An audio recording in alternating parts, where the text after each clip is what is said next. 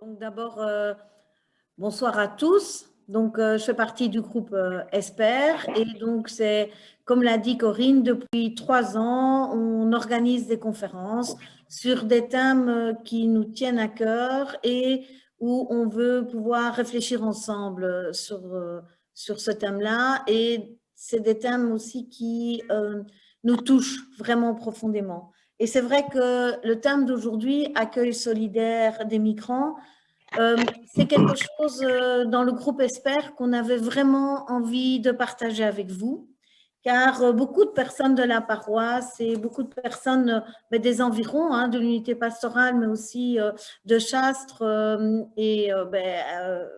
Chastres, Louvain-la-Neuve, Ottigny, enfin, on connaît beaucoup de personnes qui sont là dans l'accueil des migrants. Et donc, aujourd'hui, pour pouvoir à la fois partager leur expérience et aussi leur réflexion par rapport à ce thème, nous accueillons 2 personnes, hein, 2 femmes, qui ont chacune un véritable engagement citoyen à leur manière, mais qui chacune veulent agir dans la société pour pouvoir faire avancer les choses. Alors, le choix de ces 2 personnes aussi est lié au fait qu'on a voulu, dans le groupe Esper, avoir des liens avec les gens qui nous entouraient et qui avaient un engagement solidaire. Et donc, nous accueillons tout d'abord Hélène Reikmans, qui est bénévole au sein du groupe Chastres, commune hospitalière, hein, puisque Chastres est une commune hospitalière. Alors, depuis longtemps, elle est coordinatrice de l'opération 11-11-11. Elle a aussi, bien sûr, un engagement politique. Elle est conseillère communale écolo à Chastres et va nous partager toute son expérience et toutes ses réflexions par rapport à la migration. Alors, on accueille aussi Anne-Catherine Denève, qui a aussi, bien sûr, un parcours de solidarité citoyenne. Elle est hébergeuse de longue date, elle m'a dit depuis 2017, au sein de la plateforme citoyenne de soutien aux réfugiés. Elle en a même maintenant fait son travail, puisqu'elle coordonne les différentes antennes dans le Brabant wallon. Alors, elle m'a dit aussi qu'elle avait, indignée par ce qui se passait, elle avait voulu agir. Et donc, nous avons 2 femmes qui veulent agir par rapport à ce thème. Alors, la conférence se passera en 2 temps, comme d'habitude, parce que nous, comme l'unité pastorale voulait à la fois un temps de parole et à la fois un temps de rencontre, nous aurons d'abord la conférence pendant 1 heure et puis vous aurez l'occasion de vous retrouver en petits groupes. On a essayé de vivre la même chose, comme l'a dit Evelyne tantôt, la même chose en visioconférence comme on le faisait en présentiel. C'est, comme l'a dit Evelyne, une nouvelle pour nous et on espère que ça se passera très bien. Donc voilà, je leur laisse la parole à Hélène Reikmans et Anne-Catherine Denève et je les remercie vraiment d'avoir accepté de nous éclairer aujourd'hui sur ce thème si important. Bien, merci beaucoup Anne-Françoise et merci à Corinne et Evelyne pour avoir organisé cette conférence, rencontre, échange, débat avec vous tous. Alors, c'est vrai qu'on est empêchés de se voir et en même temps, voilà, on a l'occasion quand même de faire cette rencontre. Et c'est vrai que ça fait longtemps, surtout après l'expérience du confinement, on s'était dit il faut qu'on se réunisse, qu'on se voit, qu'on échange, qu'on aille plus loin. Et puis, avec le 2e confinement, ça n'a pas été possible de le faire à Argentine même. Mais je vais peut-être un peu vous raconter comment ça s'est passé et pourquoi on a fait comment est-ce qu'on a organisé cet hébergement d'urgence. Parce que ça a été finalement une rencontre entre l'envie d'agir qui existait chez toute une série de personnes impliquées dans Chastres, et puis l'urgence du confinement qui arrivait, et en même temps le début les grands froids qui nous sont retombés dessus au début du confinement. Et quand on a vu que des jeunes qu'on voyait arriver à la gare de Gembloux, par exemple, et qu'on a entendu qu'ils étaient en train de retourner dans les bois près de Sauvenières. On s'est dit, c'est pas possible. On était quelques-uns à se dire, il faut trouver une solution et on a un peu plus de temps puisque bon nombre d'entre nous, on est en confinement. Hein, tous ceux qui n'étaient pas dans les actions d'urgence, on avait peut-être un peu plus de temps. Qu'est-ce qu'on peut faire? Alors, quelques jours pour essayer de trouver un local, puisqu'on savait qu'il fallait trouver des locaux tout à fait particuliers. Et on a essayé, on s'est dit, il y a des places dans les écoles, puisque les écoles sont vides, mais elles ne sont pas adaptées pour accueillir des gens qui doivent y vivre, qui doivent y loger, qui doivent pouvoir prendre des douches. Enfin, comment est-ce qu'on fait? Et finalement, on a eu l'intuition de contacter le Mémorial Congolo, le Père Joseph, qui est là. Et en quelques heures, Père Joseph nous a dit, oui, ok, c'est possible, on a une salle, viens voir si ça marche. Et on a été découvrir cette salle qui était tout à fait adaptée pour accueillir un groupe, parce qu'il fallait de l'espace entre les personnes. Il fallait un endroit pour pouvoir mettre en cas d'urgence quelqu'un en quarantaine, il fallait pouvoir se doucher, faire à cuisiner, etc. On a vraiment eu une chance incroyable de pouvoir avoir une réponse tout à fait rapide pour se lancer. Donc cet élément déclencheur, ça a été le froid, ça a été l'obligation du confinement, ça a été l'horreur de se dire on ne va pas laisser des gars dehors alors que toute la Belgique se confine. Qu'est-ce qu'ils vont devenir? Et donc, voilà, on aurait pu déjà agir depuis longtemps. Il y a plein de groupes qui l'ont fait, il y a plein d'hébergeuses qui l'ont fait, et on l'a découvert, ça aussi, tout progressivement. Alors, pourquoi est-ce que ça a pris si vite, je dirais, à Chastres? C'est parce qu'il y avait un terreau. Et ce terreau vivant, il était d'une part dans un groupe qui est justement Chastres Commune Hospitalière. Et Chastres Commune Hospitalière, c'est le fruit d'une campagne du CNCD, et donc qui a contacté les personnes actives dans les groupes CNCD. Et donc c'est comme ça que, en tant que coordinatrice du groupe en son sens du groupe CNCD local, j'ai été informée, j'ai été invitée, associée à la réflexion sur c'est quoi une commune hospitalière, comment est-ce qu'on pourrait faire, et qu'un groupe de personnes s'est mobilisé, a fait une interpellation citoyenne auprès de la commune et a demandé que la commune se déclare commune hospitalière et explique ce qu'elle faisait déjà en matière d'hospitalité pour accueillir des personnes venant de l'étranger, des personnes migrantes, des personnes réfugiées. Et on a de ce fait-là appris qu'il existait une initiative locale d'accueil, 2 initiatives locales d'accueil en fait, organisées par le CPAS. Et ça a été ce petit groupe qui avait interpellé la commune, a aussi fait des rencontres. Et il y en a plusieurs qui sont là. Il y a Paul notamment, que je reconnais, qui était dans le groupe, on a organisé en fait avec les personnes accueillies par l'initiative locale d'accueil de la commune, on a organisé une rencontre, une grande fête. Donc là aussi, on a reçu une salle de la commune et on a organisé un repas d'échange entre une famille syrienne, des jeunes femmes accueillies par l'IELA, et chacun, c'était l'époque où on pouvait encore se réunir et faire la fête. Et on s'est retrouvés autour de la rencontre, une rencontre multiculturelle qui nous semblait tout à fait riche et importante et utile à Chastres, parce que Chastres est une commune extrêmement multiculturelle. On ne le sait pas nécessairement, mais il y a 36 nationalités à Chastres. Et donc, c'est une richesse sur laquelle on pense qu'il faut vraiment tabler, entre guillemets, sur laquelle on devrait pouvoir faire beaucoup plus de choses encore, mais on doit pouvoir trouver des moments, et des moments de rencontre et de soutien aux personnes qui sont accueillies dans ces initiatives locales d'accueil.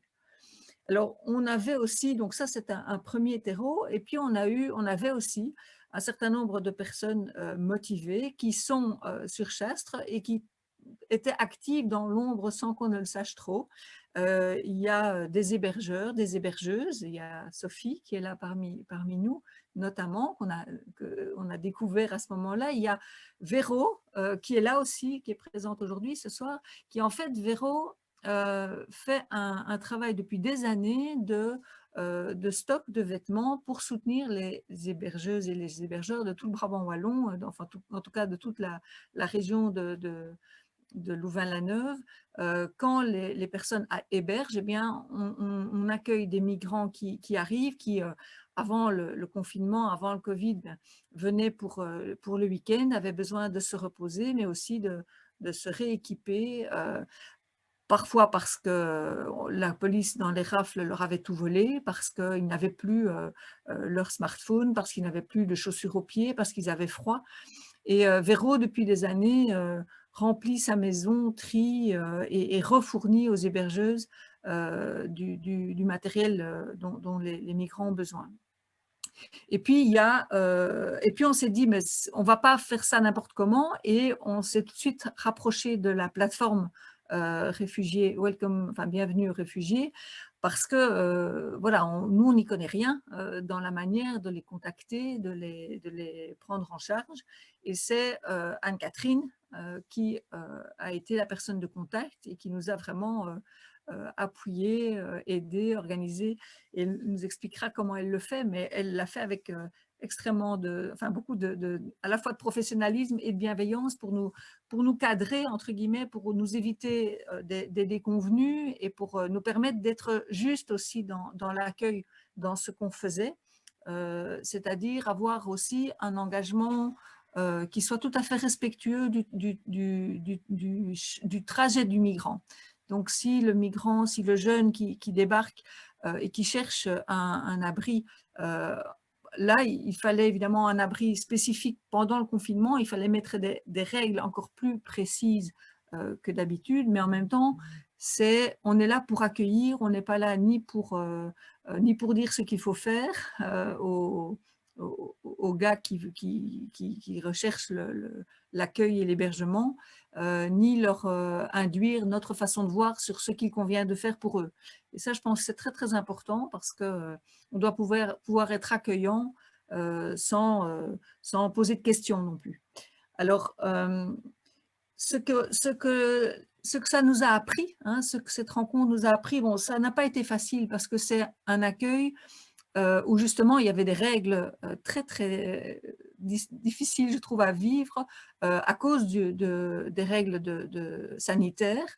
On avait un contact très très limité avec eux, alors que ce qui est important pour eux, c'est la rencontre, c'est l'échange, c'est d'être accueillis, c'est parfois de pouvoir souffler et d'être en sécurité.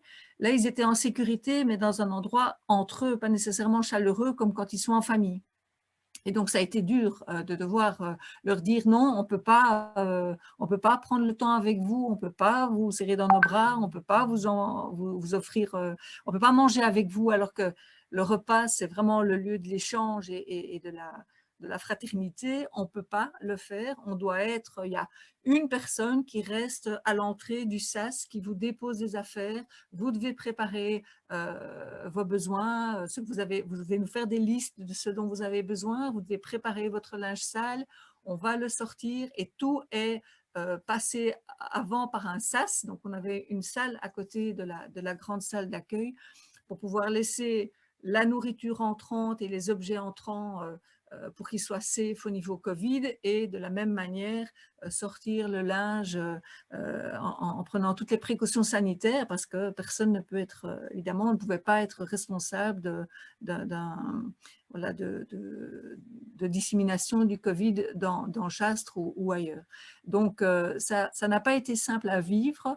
Voilà. Et on a accueilli en fait trois groupes différents, et ce sont trois groupes qui ont été préparés, constitués par l'équipe de la plateforme, par Anne-Catherine, à partir de personnes qu'elle connaît et qui se connaissent. Et je pense que ça, c'est important parce que, enfin voilà, je crois qu'elle vous l'expliquera mieux, mais c'est vraiment important que les groupes soient solidaires entre eux. Ils doivent vivre, et surtout en période de confinement, c'était particulièrement dur puisqu'ils étaient 24 heures sur 24 ensemble, quoi, tout le temps, non-stop.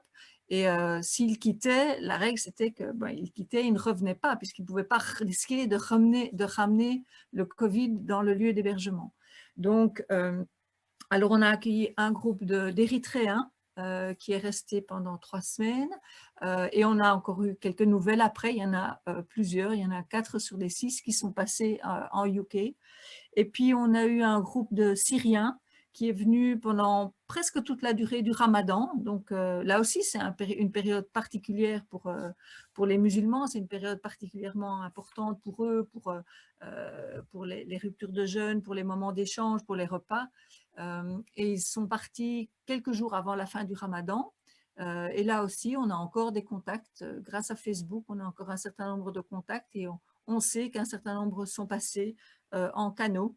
Ils sont passés par bateau jusqu'en Angleterre. Et puis, après 3 semaines, on a encore eu un dernier groupe d'Éthiopiens qui est resté pendant une quinzaine de jours.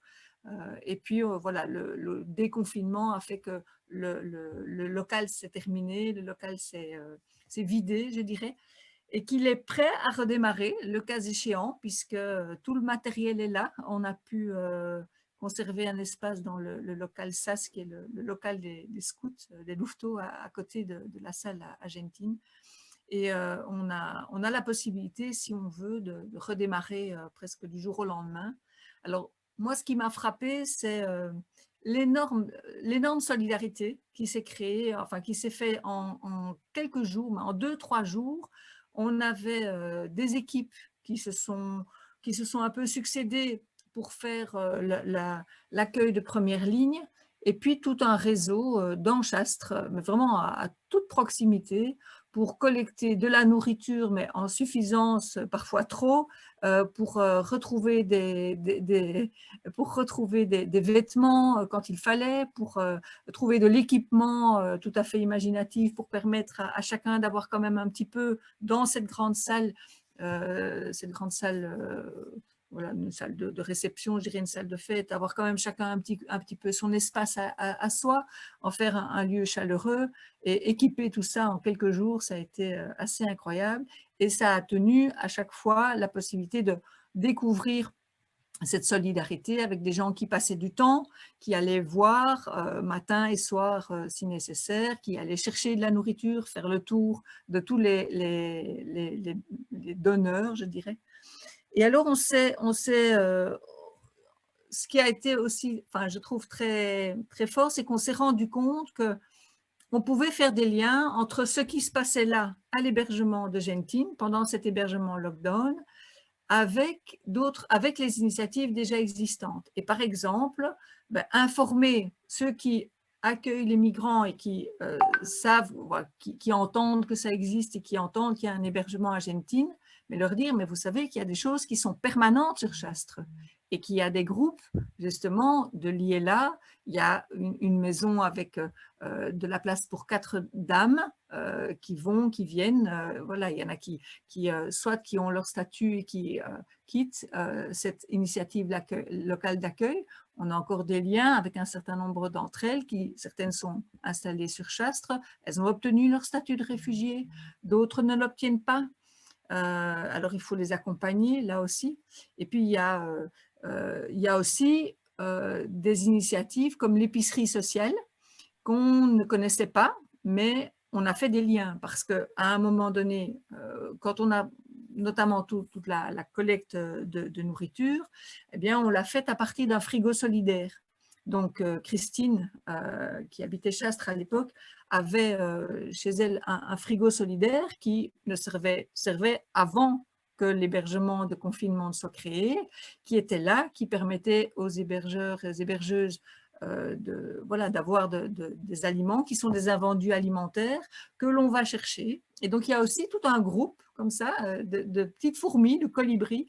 D'ailleurs, c'est un groupe Colibri qui va chercher des invendus alimentaires dans certains magasins de Chastres ou de Mont-Saint-Guibert et qui les redistribue chez les hébergeuses et qui les servait aussi pour l'hébergement. Et puis, on s'est rendu compte, parfois on avait trop, et puis le frigo, il débordait.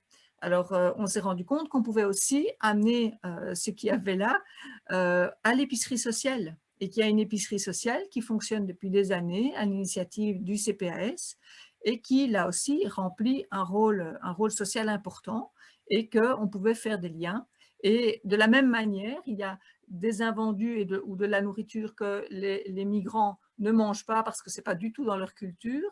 Eh bien, on les a amenés à l'épicerie sociale et l'épicerie sociale nous a donné, quand ils avaient des dons de surgelés, par exemple de viande, etc., eh bien, on a aussi, quand on a eu des groupes importants, ben, on a pu aller chercher là-bas et on a créé comme ça des liens avec l'épicerie sociale, ce qui permet de montrer et de voir en fait qu'il y a toute voilà, des solidarités multiples qui se mettent en place, et c'est pour ça qu'on parle de solidarité au carré. C'est parce qu'on peut avoir des solidarités et elles sont, je pense, du même ordre avec les migrants qu'avec les personnes précarisées ou en besoin sur Chastre. Maintenant, voilà, il y aurait des suites possibles et je pense qu'il y a 2 ou 3 projets qui ont été identifiés notamment avec le CRIBEWE pour possiblement faire de l'information et de la sensibilisation auprès des enfants sur la question des réfugiés. Hein, pourquoi est-ce que les gens migrent? Qu'est-ce qui les amène à migrer? Et pourquoi est-ce qu'ils sont amenés à vouloir à passer en UK, comme ils disent, essayer le try, et comment est-ce qu'on peut nous modifier autant que faire soit peu notre politique d'accueil, parce que je n'aime pas tellement parler de la politique d'asile, qui est particulièrement mise à mal en Belgique pour l'instant.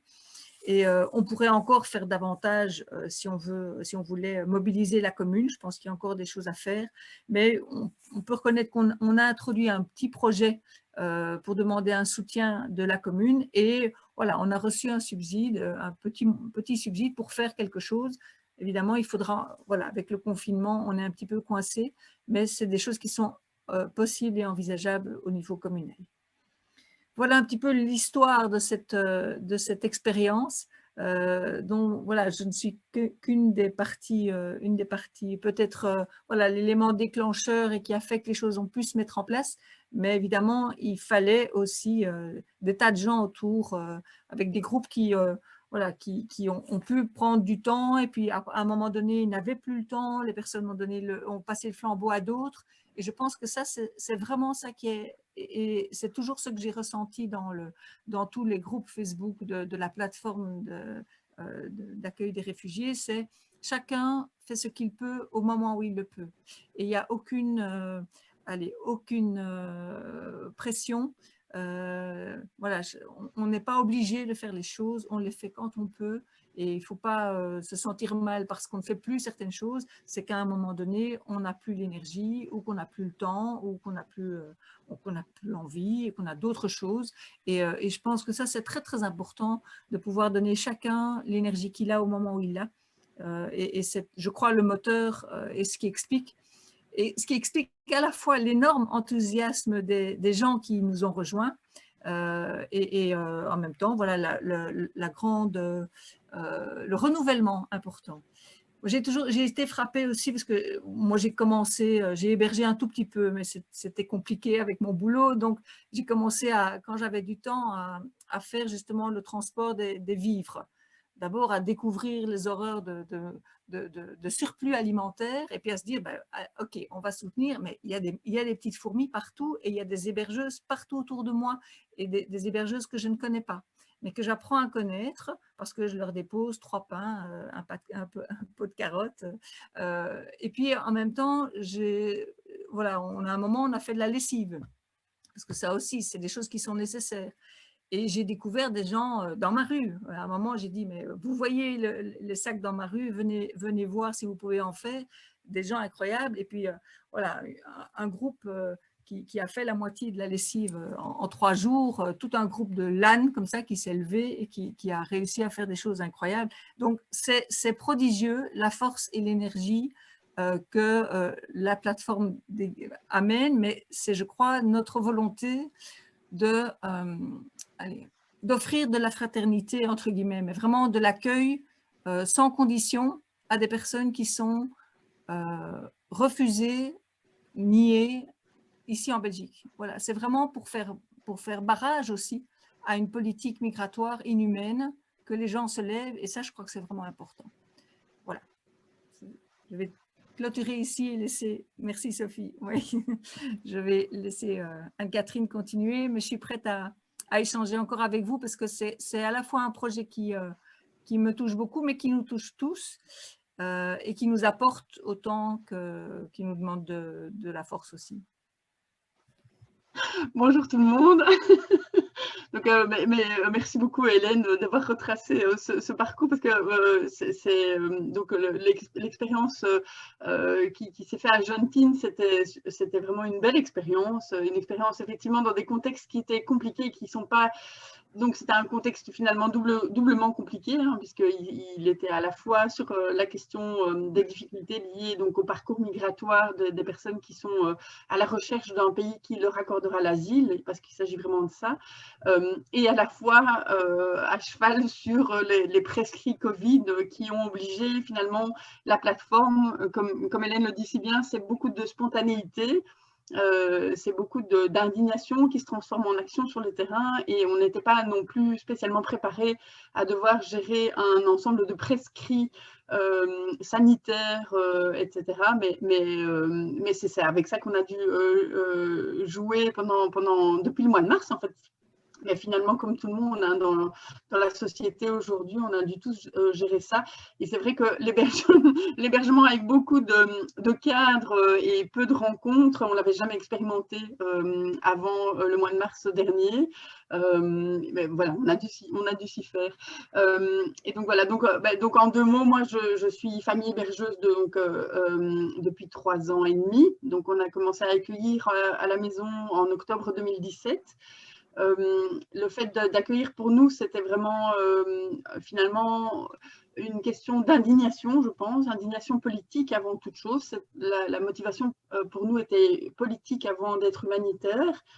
Elle était politique parce que finalement, voilà, à l'époque, on observait vraiment un durcissement du discours raciste et fascisant dans la politique belge. Vous souvenez-vous de Theo Franken, hein, donc, qui a débridé le discours fascisant dans la non-extrême droite, on va dire, la droite non-extrême, enfin on ne sait pas, on peut encore se poser les questions.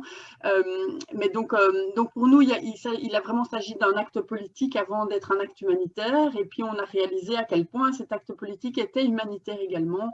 Il s'agissait de reprendre finalement, pour moi en tout cas, ça a été irrépressible de commencer à accueillir, puisque je me suis rendu compte que j'étais absolument en désaccord complet avec ce qui se produisait, mais que je n'avais pas réussi à trouver jusqu'alors un moyen d'agir contre ce pourquoi je m'indignais.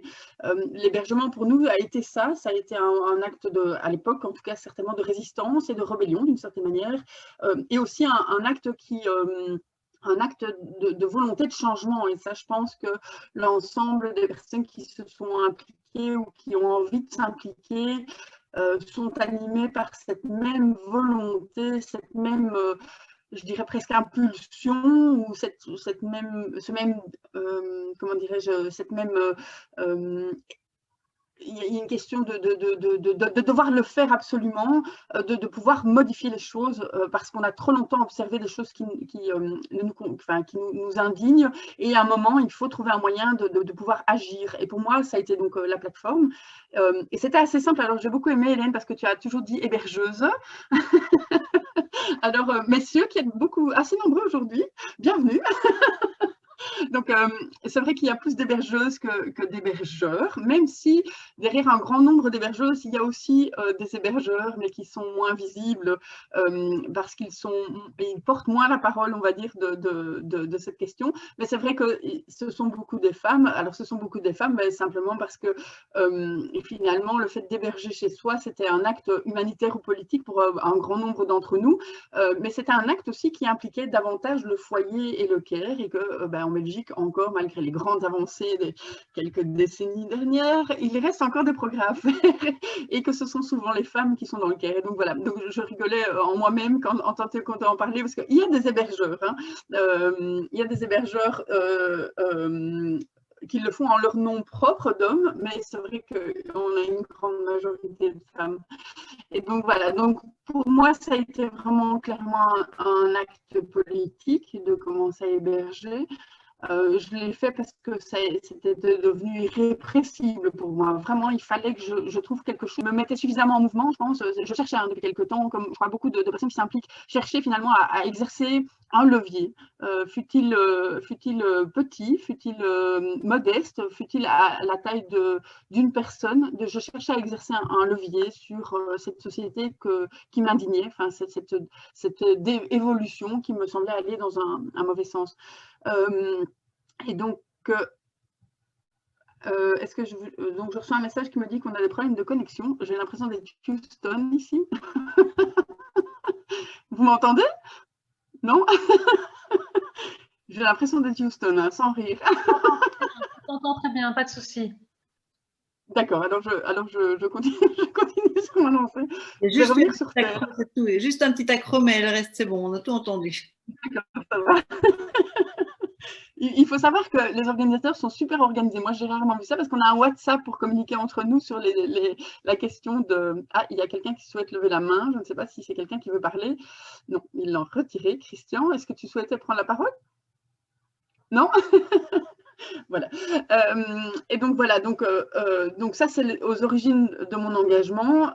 Au début, l'engagement et la manière de l'accueil, on va dire citoyen, était individuel et très intime en fait, hein, puisqu'il s'agit d'accueillir dans sa maison des personnes inconnues dont on ne sait rien, même pas le nom, parfois pas la nationalité, on a des doutes sur leur âge, on ne sait pas ce qu'ils ont traversé, bien qu'on peut subodorer qu'ils ont traversé le pire. Et finalement, c'est d'ouvrir la porte de sa maison et de les laisser rentrer. Alors, ouvrir la porte de la maison et les laisser rentrer, c'est finalement assez simple. Enfin, c'est assez physique, quoi. Enfin, il faut juste ouvrir la porte. Et puis, cet hébergement se décline avec des choses de la vie courante, hein, qu'on a l'habitude de faire pour nos enfants. Donc, une machine, un thé, un dîner. Voilà que je suis interrompue par ma fille en matière d'intime. Qu'est-ce que tu veux, ma belle? Non, pas ici, chérie. Pas maintenant. Allez, tu peux dire bonjour aux 60 personnes et puis sortir du bureau. Oui, allez. Je parlais de l'intime, ça ne pouvait pas. C'est comme si j'avais appuyé sur un bouton pour qu'elle arrive.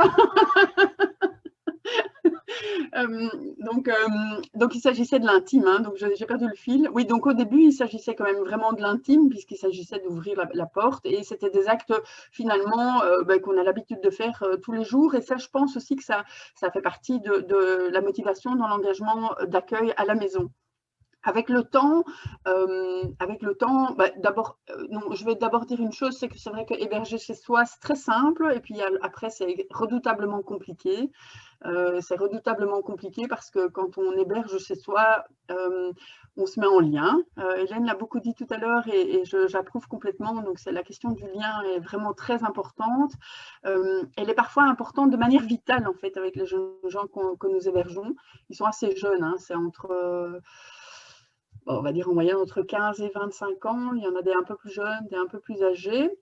Par exemple, à la maison, moi j'en ai 4 qui ont 15 ans. Ce n'est pas toujours des 15 ans, mais on va dire que c'est souvent des 17-18. Et donc voilà, mais la question du lien et la question finalement de ce que ça impacte chez nous d'être confrontés à la violence qu'ils subissent, hein, depuis longtemps souvent, la violence qu'ils subissent chez eux, mais surtout, et ça a été le plus dur, je crois, pour beaucoup d'entre nous à admettre, la violence qu'ils subissent chez nous. C'est une violence à la fois administrative, une violence juridique, une violence de loi, une violence d'interprétation de la loi parfois, une violence politique, ça c'est évident, il y a un discours, une violence médiatique et puis une violence aussi parfois physique et policière, la violence du racisme qu'ils rencontrent au quotidien et qu'en fait ils n'avaient pas expérimenté avant d'être chez nous ou assez peu. Et donc voilà, et donc je vous disais que l'hébergement en famille c'est très simple et puis après c'est redoutablement compliqué puisque finalement on se rend compte que ces jeunes gens avec qui on fait, j'ai toujours pas réussi à m'expliquer ça au bout de 3 ans et demi d'hébergement, comment ça se fait que je les aime si vite et si fort, je ne sais pas, il y a peut-être quelqu'un qui a une explication mais moi je n'en ai pas, parce que je les aime très vite et très fort. Et donc, finalement, je fais partie de leur vie, ils font partie de la mienne. Et donc, une partie des difficultés qu'ils rencontrent, je les vis au cœur de mon foyer. Donc, c'est là où l'hébergement en famille est devenu peut-être redoutablement compliqué. Redoutablement compliqué en termes d'émotions, hein, bien sûr, et en termes d'impuissance surtout. Enfin, en tout cas, pour moi, ça a été ça. Les émotions, ben voilà, elles me submergent, mais je parviens à nager. Par contre, l'impuissance, j'ai vraiment eu beaucoup de mal à gérer cette impuissance par rapport à la violence qui leur était faite et l'indignation qui montait de plus en plus. Alors donc, pendant plusieurs années, on a hébergé de manière individuelle, chacun dans les familles, chacun, il y a plusieurs hébergeurs ici, et donc chacun ouvrait sa porte, parfois de manière illimitée. Nous, on a beaucoup frisé avec les limites, hein. On en hébergeait parfois jusqu'à 12 à la maison, alors qu'on n'a pas une chambre d'amis. Voilà, Sophie opine du bonnet, mais elle rigole parce qu'elle m'a connue aux heures de gloire. Voilà, donc on en hébergeait 12 le week-end et 4-5 tous les jours de la semaine. Clairement, c'était beaucoup trop hein, pour les limites de notre famille. On s'en est rendu compte juste à temps, je pense. On a fait un peu marche arrière, mais finalement, on a aussi développé dans la... En fait, finalement, on a développé ce qui s'est présenté. Et ce qui s'est présenté, pour rebondir sur ce que Hélène a dit, hein, quand elle a expliqué un peu comment s'était mis en place l'hébergement argentine, mais en fait, tout d'un coup, il y a quelqu'un qui se met en mouvement et qui, se mettant en mouvement, réalise qu'il y a d'autres personnes qui sont dans ce même mouvement ou qui aimeraient l'être. Et alors, à plusieurs, on cherche des solutions. Et alors, ces solutions-là, moi, je n'arrive toujours pas à comprendre comment c'est possible, mais elles se présentent de manière parfois quasiment magique, excusez-moi, enfin c'est mon expérience en tout cas, elle se présente et alors finalement on crée des solutions. Et donc à côté de l'hébergement en famille, très vite en fait se sont mis en place des hébergements collectifs qui étaient des hébergements, en fait il y avait une ASBL, une paroisse, une salle de sport disponible, donc hors confinement je veux dire, déjà en 2018, une maison qui était entre un acte d'achat et un permis de bâtir, qui était vide, des choses comme ça. Et donc, on a très rapidement organisé ce qu'on appelle les hébergements collectifs. Alors, un hébergement collectif, à la différence d'une famille, c'est quand on va installer pour une durée déterminée quelques personnes dans un hébergement qui n'est pas occupé par une famille. Donc, la famille prendrait en charge cet hébergement, hein, comme c'est le cas chez moi. Hein, donc, c'est moi qui fais les courses, qui gère ma famille avec les invités. Donc, c'est une famille élargie, mais on la gère globalement comme une famille. Donc, je crie dessus quand ils ne viennent pas mettre la table. Comme je le fais avec mes enfants, et je m'énerve parce qu'ils laissent les pelures de bananes dans les étagères à livres, comme avec mes enfants. Mais dans un hébergement collectif, finalement, l'idée, c'était d'occuper des lieux qui étaient disponibles, qui n'étaient pas occupés par une famille, et de mettre autour de ce lieu une équipe de bénévoles. Et donc ça, les premiers hébergements collectifs au niveau de la plateforme, ils ont commencé en 2018. Et ils ont commencé tout de suite aussi, donc c'était à Bruxelles, et on a très vite suivi dans le Brabant wallon, puisque Hélène vous a parlé de l'hébergement de Gentine, mais en fait on héberge en hébergement collectif dans le Brabant wallon depuis 2018. Donc l'été 2018 a vu le premier hébergement collectif d'abord à Rixensart, dans une école primaire, qui est toujours occupée aujourd'hui hein, quand il y a des creux, et un hébergement collectif à Louvain-la-Neuve dans des cotes étudiants qui ont été prêtés par un propriétaire solidaire. Et donc ces hébergements collectifs-là permettent en fait finalement, donc je vous ai dit tout à l'heure, c'est très facile d'héberger et puis c'est très difficile et douloureux parfois, mais ça permet aussi finalement de trouver une mesure à un engagement où on n'a pas envie où on n'est pas en état, en mesure, en capacité, en disponibilité de mettre son foyer dans son engagement. Voilà, donc je vous l'ai dit, hein, c'est à la fois extraordinaire. Est-ce que je vous l'ai dit? C'est extraordinaire. Moi, j'héberge depuis 3 ans et demi, j'en suis toujours pas encore revenue. Mais voilà, donc c'est extraordinaire, mais parfois c'est douloureux. Et donc voilà, donc les hébergements collectifs finalement ont permis à beaucoup de personnes qui étaient pas en capacité, pour quelque raison que ce soit, d'héberger chez elles, de pouvoir s'investir en fait dans cet accueil. Et alors pour rebondir par rapport à ce que disait Hélène tout à l'heure, c'est que moi je suis toujours, après 3 ans et demi, soufflée de voir à quel point, comme Hélène disait, en fait, il y a énormément de personnes qui... d'ailleurs, vous êtes là pour le prouver aujourd'hui, hein, parce qu'on est en plein milieu du Covid, et vous êtes plus de 60, j'ai compté tout à l'heure, je ne sais pas exactement combien, mais genre 60 aidaient. À écouter une conférence comme ça sur Zoom, c'est désagréable. Hein. Les conférences sur Zoom, moi, personnellement, je préfère éviter. Et donc, vous êtes là, et en fait, moi, je n'ai jamais été... comment dirais-je, je suis toujours épatée, en fait, finalement, de la manière dont les gens se mobilisent, s'intéressent et se mobilisent sur cette question. Pourtant, soyons clairs, les jeunes gens qu'on accueille, on n'a rien à voir avec eux. Il n'y a pas besoin de le faire d'un point de vue purement égocentré, je veux dire. On n'a pas besoin de le faire, en tout cas certainement pas dans le Brabant wallon, puisqu'ils ne sont pas présents chez nous. Et que finalement, la problématique est lointaine et pourtant, elle nous touche au cœur, hein, je crois. Enfin, tous les bénévoles et toutes les familles auxquelles j'ai parlé, ils sont touchés au cœur. Et ils sont touchés au cœur, je crois, parce ils ont la capacité de comprendre que l'accueil, enfin, ou l'absence d'accueil que nous faisons, que l'Europe fait de ces personnes, parle de nous avant de parler d'eux, hein, finalement, je crois sincèrement. Elle parle de notre capacité à accueillir les plus faibles, à les accompagner, les plus fragiles, faibles, c'est pas un bon mot, les plus fragiles, les plus vulnérables, ceux que la société a endommagés, et c'est leur cas, hein, clairement. C'est notre capacité de société qui est questionnée, en fait, et leur présence rend d'autant plus visible qu'elle a été l'objet d'un enjeu politique et d'un enjeu médiatique, d'un vrai enjeu politique, je crois, hein. Donc, il y a une question qui se cristallise sur eux. Et donc voilà. Donc, je pense que, pour revenir à ce que Hélène disait, moi, je n'en reviens toujours pas de voir à quel point il y a des gens qui ont envie de s'investir. Alors, comme Hélène le disait, donc il y a un credo dans le Brabant wallon qui est on fait ce qu'on peut, quand on peut, comme on peut. Et ça, je pense que c'est vraiment important parce que dans nos vies d'aujourd'hui, c'est pas toujours facile de s'engager, c'est pas facile de trouver un endroit où on trouve sa juste place. Trouver sa juste place, ça veut dire trouver une place qui correspond finalement à ce qu'on a envie de faire bouger, mais aussi à ce qu'on doit maintenir en place, hein. Donc, on a tous des familles, des engagements familiaux, professionnels, sociaux. Et donc, il faut trouver un endroit où pouvoir faire bouger les choses tout en maintenant en place ce qui doit être maintenu en place. Et donc, je pense que ça, c'est vraiment important, je crois, dans le type d'engagement qui est celui des bénévoles et des familles de la plateforme, c'est de pouvoir finalement, à un moment donné, choisir ce qu'on fait et quand on le fait. Et donc, quand on laisse ça, enfin, quand ça se passe comme ça a une puissance de dingue. Moi, je voudrais bien avoir le temps de m'arrêter quelques mois pour pouvoir écrire parce que j'ai tellement envie de parler de ça. J'ai tellement envie de parler de ça. Moi, je n'en reviens pas. Et pourtant, tous les jours, je suis au cœur de ça, donc à faire des appels et à rencontrer des gens.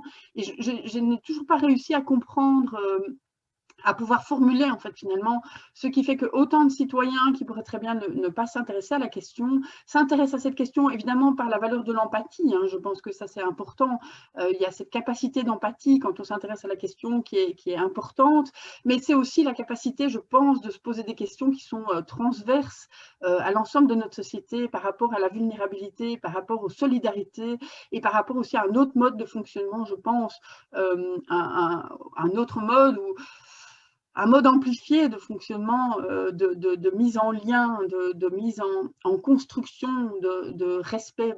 Tu as beaucoup parlé, Hélène, de la question du respect et de la bienveillance, et elle s'applique au premier chef avec nos invités, et puis elle s'applique aussi, je pense, à l'ensemble des personnes qui sont dans cette société belge, qui se posent des questions, hein, voilà.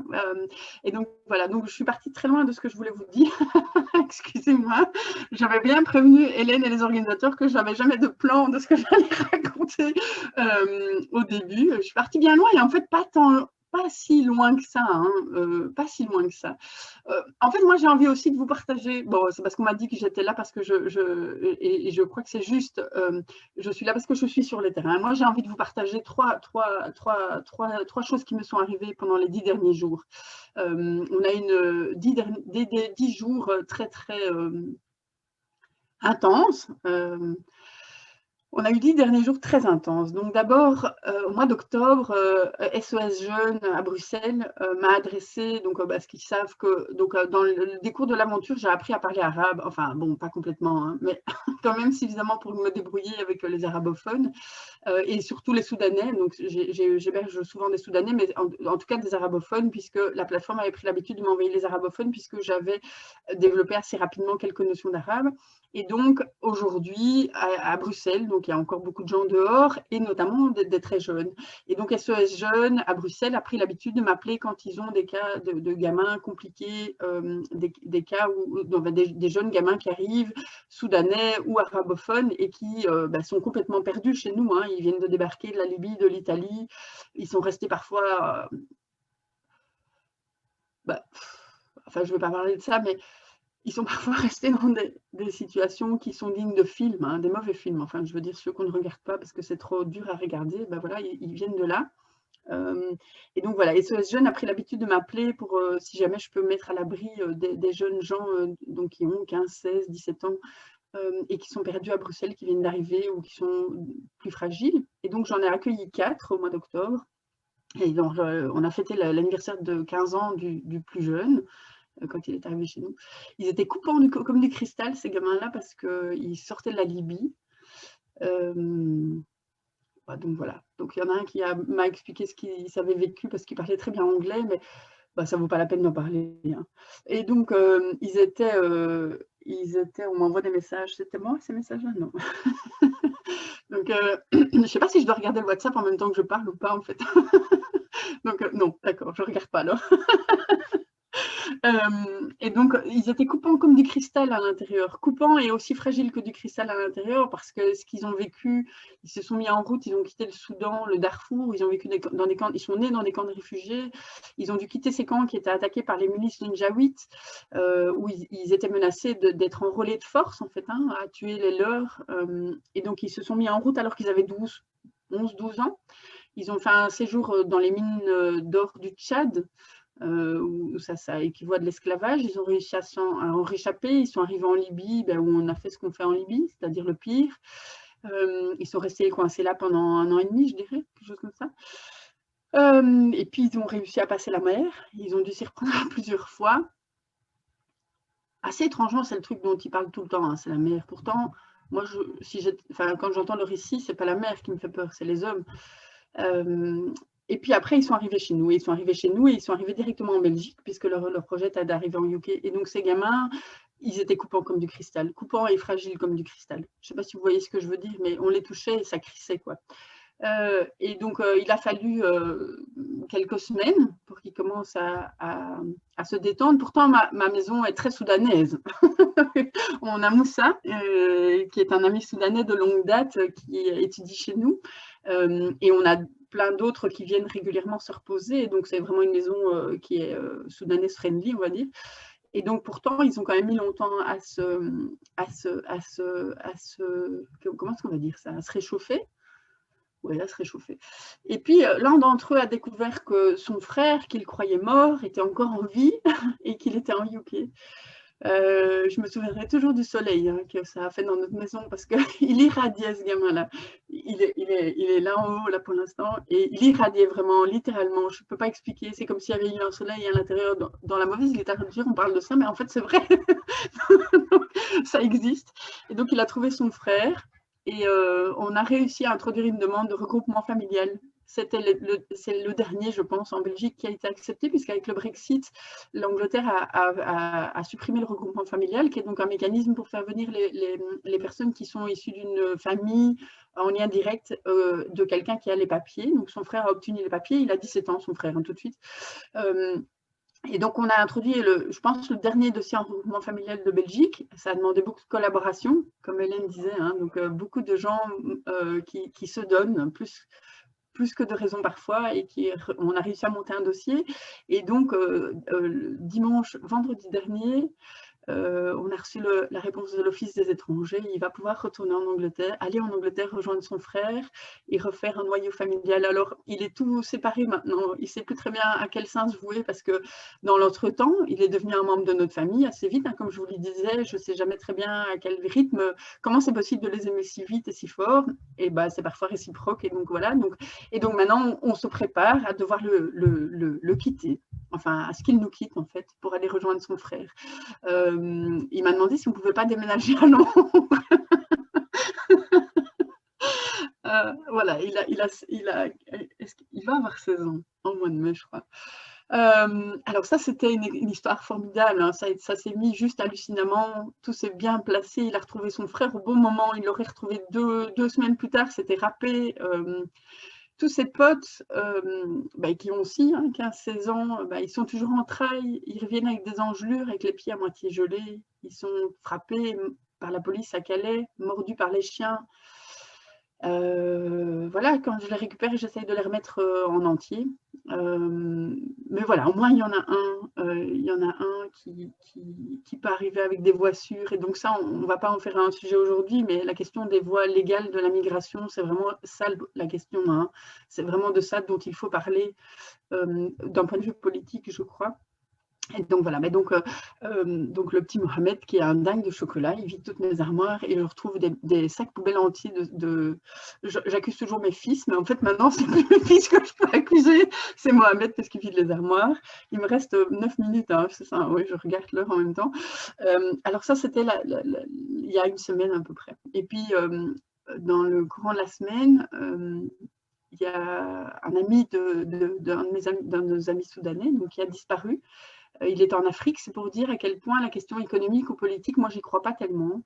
Je ne sais pas hein, finalement ce qui est économique et ce qui est politique dans les raisons de la migration et je ne veux pas en fait utiliser cette catégorie-là. Donc un ami d'un Soudanais, ami de nous, qui a disparu. Il transportait un camion de marchandises. Le camion a disparu et ils ont été... ils ont retrouvé des corps brûlés, des corps tués. Alors c'était économique, hein, c'était clairement économique, c'était pour voler le camion. Alors est-ce que c'est politique? J'en sais rien moi. Donc ça c'est vraiment une question aussi auquel je ne crois pas. Donc je pense que la question de l'asile doit se débarrasser des catégories. En fait, si on est dans cette situation-là aujourd'hui, c'est parce qu'on a restreint les catégories du droit d'asile et surtout qu'on a restreint la possibilité d'accéder au continent européen à cette unique catégorie, grande catégorie qui est le droit d'asile. Alors ça, c'était au milieu de la semaine. C'est une douleur hein, finalement qu'on a partagée. C'est une angoisse aussi. On n'a pas eu de nouvelles pendant plusieurs jours. Je ne le connais pas le garçon, mais ça a été une angoisse pour tout le monde ici de savoir où est-ce qu'il était encore vivant. Et finalement, je me suis retrouvée dans la situation de ces mères africaines qui voient leurs enfants disparaître et ne pas avoir de nouvelles et être en proie à la plus grande des violences finalement, puisqu'ils n'ont pas beaucoup de droits. Et donc voilà, ça c'était au milieu de la semaine. Et puis on a notre ami Moussa qui a fait une demande d'asile en Belgique. Je ne sais pas s'il va avoir de grandes chances, j'en sais rien. Son dossier devrait lui autoriser l'asile sans même discuter. Mais la Belgique, j'y crois plus trop pour ça. Je ne crois pas vraiment à la bonne foi. Et puis voilà, Moussa, il est allé à l'université. Il a commencé des cours de français l'année dernière. Il a appris le français de manière fulgurante.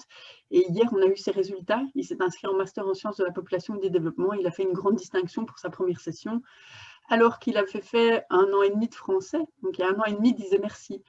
Et donc, voilà. Donc, ça, j'avais envie de partager ça avec vous parce que sans que ce soit forcément nécessaire de toucher aussi profondément leur parcours, je pense que le fait de les rencontrer, comme disait Hélène, c'est quelque chose d'important parce que avant tout ça, moi j'ai toujours l'habitude de dire qu'on était plutôt, je veux dire sans parler politique, mais on était plutôt orienté sur l'échiquier à gauche, on va dire, que les questions sociales m'ont toujours interpellée, que en fait j'avais commencé à orienter mon parcours avant de trouver la plateforme qui m'a donné la possibilité de m'engager sans me poser trop de questions finalement. Hein. Mais avant ça, j'avais déjà commencé à essayer d'orienter mon parcours professionnel vers plus de justice sociale, parce que cette justice sociale ou cette injustice sociale, elle est faite de manière exponentielle à nos amis qui ont traversé la Méditerranée, mais elle se pratique en fait au quotidien dans la société belge. Et donc, j'avais essayé de commencer à orienter mon parcours professionnel vers plus de justice sociale. J'ai perdu mon fil, je ne sais plus ce que je voulais dire. Mais donc, je pense que oui, c'est ça, sans vouloir, sans avoir besoin finalement d'être aussi impliquée que ce que je viens de vous raconter, puisque c'est clair, vous l'avez entendu, je suis impliquée émotionnellement, mes enfants sont impliqués émotionnellement, ma vie de famille est impliquée, ma vie sociale est impliquée. Donc, sans devoir aller aussi loin dans l'implication, je pense que la rencontre, dans la compréhension de ce qui leur arrive, et par cette compréhension de ce qui leur arrive, autant en Afrique, hein, où on peut se poser les questions de la responsabilité des pays industrialisés sur la situation politique de certains pays d'Afrique, mais même sans ça, mais aussi de la responsabilité finalement de ce qui leur arrive, enfin la question de ce qui leur arrive en Belgique. En fait, on l'aperçoit dans la rencontre. Moi, j'avais beaucoup de convictions précédemment à mon engagement Et à ma rencontre avec eux, j'avais beaucoup de convictions théoriques et intellectuelles, donc j'étais très convaincue. Mais en fait, je ne crois pas que j'avais vraiment réalisé en fait, de quoi il s'agissait vraiment avant de les avoir rencontrés. J'ai vu, comme tout le monde, des bateaux couler dans la Méditerranée aux infos. Et oui, j'ai trouvé ça terrible et je me suis indignée. Et puis, quand j'ai eu les 6 premiers, je vous ai pas, d'habitude, je raconte toujours mon expérience des 6 premiers, mais tant pis, vous ne l'aurez pas, parce qu'elle est assez drôle. Mais quand j'ai eu mes 6 premiers à la maison, on n'avait pas voulu en avoir 6 premiers, hein. On avait dit 3 maximum, mais on en a eu 6. Mais quand on a eu les 6 premiers à la maison et qu'ils avaient tous en dessous de 19 ans et que dans le salon, le dimanche, ils m'ont montré les vidéos de leur passage de la Méditerranée et qu'ils m'ont montré ce bateau que j'avais vu aux infos, où je m'étais indignée, c'est vrai, je m'étais indignée, ça m'avait touchée, mais ça m'avait indignée. Mais ils étaient sur ce bateau et ils ont perdu leurs amis, leurs frères.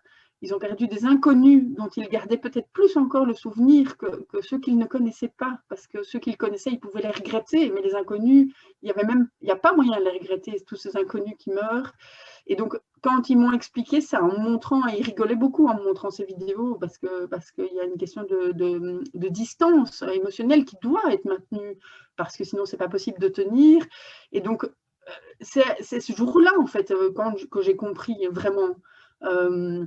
J'ai compris aussi vraiment ce qu'était la Belgique avec eux, enfin ce que pourrait être la Belgique si on laisse faire. Je le savais déjà intellectuellement, je vous ai dit, j'avais envie de m'engager vers plus de justice sociale, j'étais indignée, mais en fait j'ai vraiment compris en les écoutant parler de leur trajectoire en Belgique et en me rendant compte que le pays dans lequel je vote, le pays dans lequel je paye des impôts, le pays dans lequel je vis ma vie de famille, j'essaye d'élever mes enfants et garantir pour eux un avenir, eh bien ce pays était capable du pire aussi. Et ça, je ne savais pas, moi. Ça, c'est quelque chose que j'ai vraiment appris. Et puis alors, ce que j'ai appris aussi, il me reste 2 minutes pour terminer, et Hélène en a magnifiquement parlé tout à l'heure, j'ai aussi appris autre chose, hein, parce que si je vous raconte tout ça et que je n'avais appris que ça, je pense que j'aurais sombré dans le désespoir. Clairement, j'aurais pas pu tenir, hein, vraiment, je crois pas. Mes enfants non plus, ils auraient pas mon compagnon non plus, on n'aurait pas pu tenir si on avait découvert que ça. Mais on a découvert aussi, justement, la force en fait la force citoyenne, en fait, la force de toutes ces personnes qui se sont dressées, et chacun s'est dressé de la place où il était, et la façon de se dresser n'a pas d'importance. Ça, j'en suis convaincue. Chacun doit trouver la manière de se dresser, la manière d'être juste vis-à-vis de soi-même et de sa situation. Et finalement, ce contre quoi on se dresse. Mais je crois, moi, je vous l'ai dit tout à l'heure, j'ai été épatée de cette force. Elle nous porte littéralement. Et je suis persuadée, même si parfois j'ai des moments de doute parce que voilà, j'entends un tweet ou l'autre de nos représentants politiques au niveau fédéral, par exemple flamand, mais parfois francophone aussi. Parfois j'ai des doutes, mais en même temps, je suis persuadée finalement que le fait que chacun puisse se dresser, que ce soit sur la question des réfugiés, que ce soit sur la question de la justice sociale, de la justice environnementale, peu importe, en fait pour moi, ça c'est quelque chose qui me maintient. Et aujourd'hui, j'ai beaucoup plus de joie que de désespoir, même si je côtoie beaucoup plus de malheurs que j'aurais jamais pu imaginer en côtoyer dans ma vie, et beaucoup plus de peur que j'aurais jamais pu imaginer dans ma vie. Je suis née à un bon endroit, je vis à un bon endroit, j'élève mes enfants à un bon endroit, et pourtant j'ai rencontré la peur, moi, la peur vraiment, mais de cette peur, elle ne reste pas en fait, parce que je vois ce qui se passe, je vois toutes ces personnes qui se dressent, et se dresser, comme disait Hélène tout à l'heure, c'est parfois transporter une caisse de tomates à moitié pourrie d'un point à l'autre, ou le fait de récupérer de vieilles chaussures et de les nettoyer, c'est vrai en plus, moi, ça c'est quelque chose dont je suis convaincue. Et c'est parce qu'il y a en fait des centaines de personnes qui font ça que ça permet de se dresser en fait finalement. Et donc voilà, là-dessus, il est 21h pile sur mon ordinateur. Je ne sais pas s'il est juste, mais je crois que je vais dépasser mon temps si je dis un mot de plus. Donc je rends la parole. Quel témoignage vraiment humain, très fort, très touchant. On sent ton émotion, on sent ton vécu. moi, ça, ça me coupe le souffle. J'aime beaucoup quand tu dis, je crois que d'autres l'ont dit aussi, quand tu les aimes si vite et si fort, quoi. Allez, c'est super. Merci en tout cas, merci beaucoup.